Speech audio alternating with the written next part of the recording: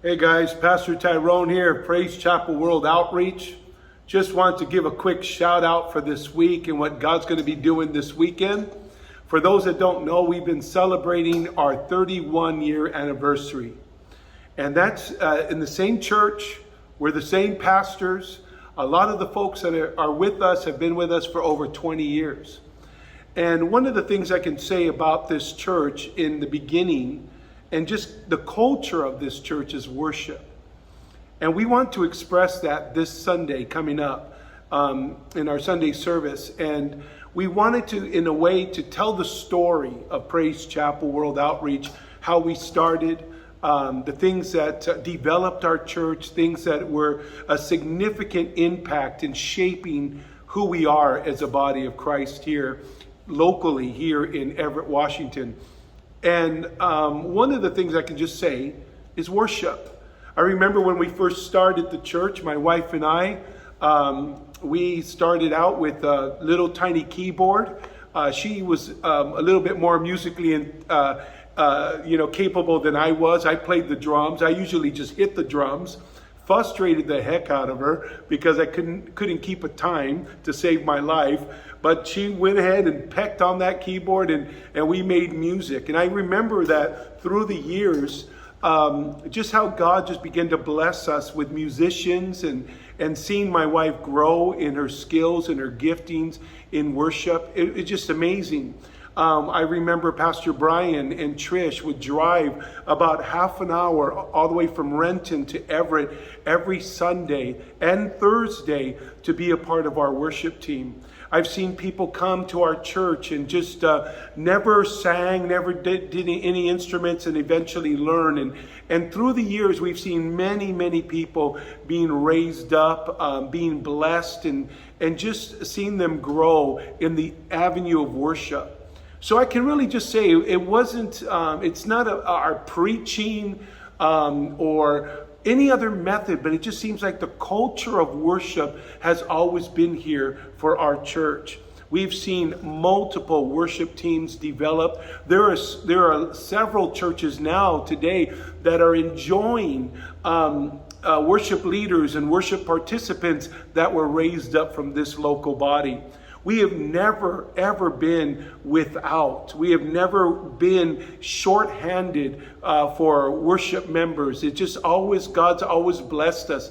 I mean, right now we probably have a team of about 12 to 15 people, more people wanting to come on the worship team. We've had rotating teams and different expressions. It's just so neat to see. I mean, that's one of the things that I enjoy about this church, that we didn't try to do it like the CD. We just did it with the culture, the personality, the giftings of who we were. And so we would sing one song a Polynesian way, another song with salsa,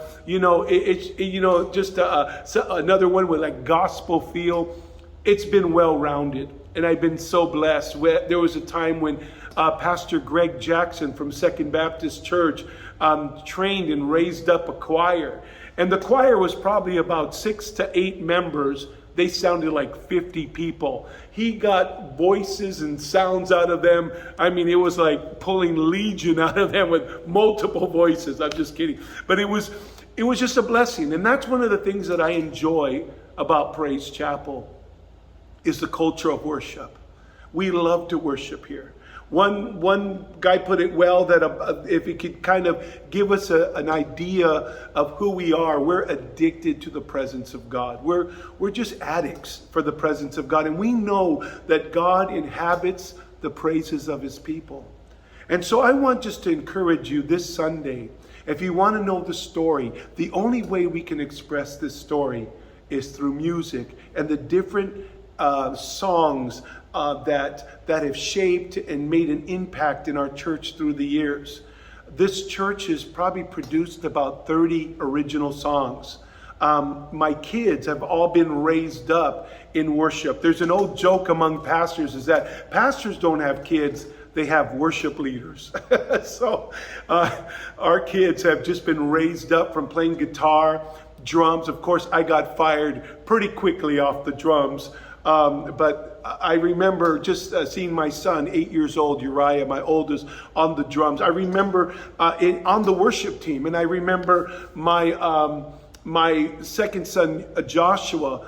Just when he heard the strings, when he heard his face just lit up, and I knew that he was going to be somebody who would be just drawn to guitars and anything with strings, and that's how it is today for him.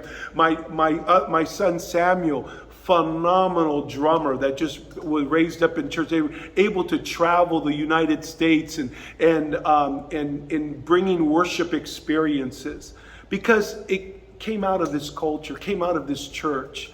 And that's what I'm just so proud about. I'm going to brag about it. I'm just so blessed to be a part of this church and the worship. I mean, it changes lives. I've seen it change communities. And my daughter, Carlotta, just, when she was a little girl, the boys would be playing with their toys. All she did was just walk around the yard and just sing. And boy, today, just an amazing worshiper of the Lord. And just, that's the blessing. And other kids, from the Leopaga kids and other families in the church that have been raised up in worship, just amazing. And I'm just so blessed by that. And I'm so thankful. 31 years, the culture of worship shaped this church and made such an impact. And I'm looking forward to more years of that. So I hope the story this Sunday will communicate to you this culture and that you will appreciate it. There's so many songs that that have come through this church, songs that from Maranatha, from Vineyard, all these songs that we so enjoyed, and also some originals. So stay tuned on Facebook, 1045. We're going to express 31 years of this church through music and tell the story that way. So God bless you. We'll see you soon.